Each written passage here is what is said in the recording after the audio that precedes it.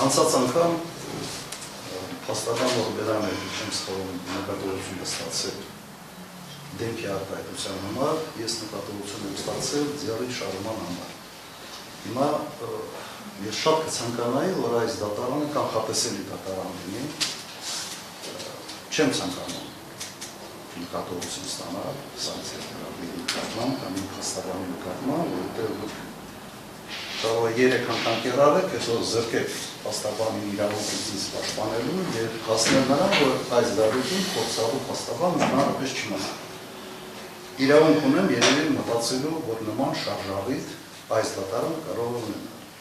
Հիմա իմ առաջարկը հետևյալն է. սահմանեք ինչ կարգի դեմքի արտահայտություն մենք պետք է ունենանք եւ ինչ շարժումներ մենք պետք է չանենք սանկցիաներից խուսափելու համար։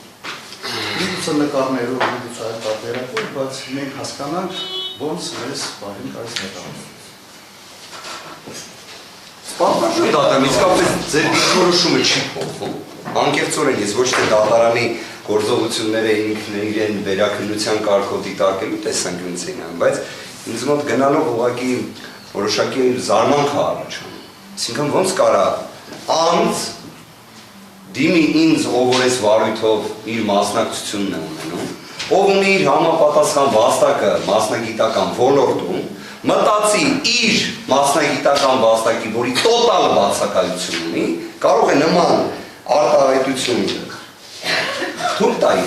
եւ դա մնա անհետեւանք, անկեղծորեն պատվական դատարան, դուք ուզում եք նման ձևը լինի ընդունել, ես նիստերին, այսինքն այն ինչը որ մարդը եկա, նախորդ նիստին գրիպեր չերեք է, հիմա հատուկ լցված եկել է, այսօր որ տենց միտք արտահայտի։ Հիմա ես հասկանում կարող այդ անումը, որ սադրեմ ես էլ իրեն ինչ-որ մի բան ասեմ, բայց այդ անցել է։ Դատարանը նախազգուշացրեց,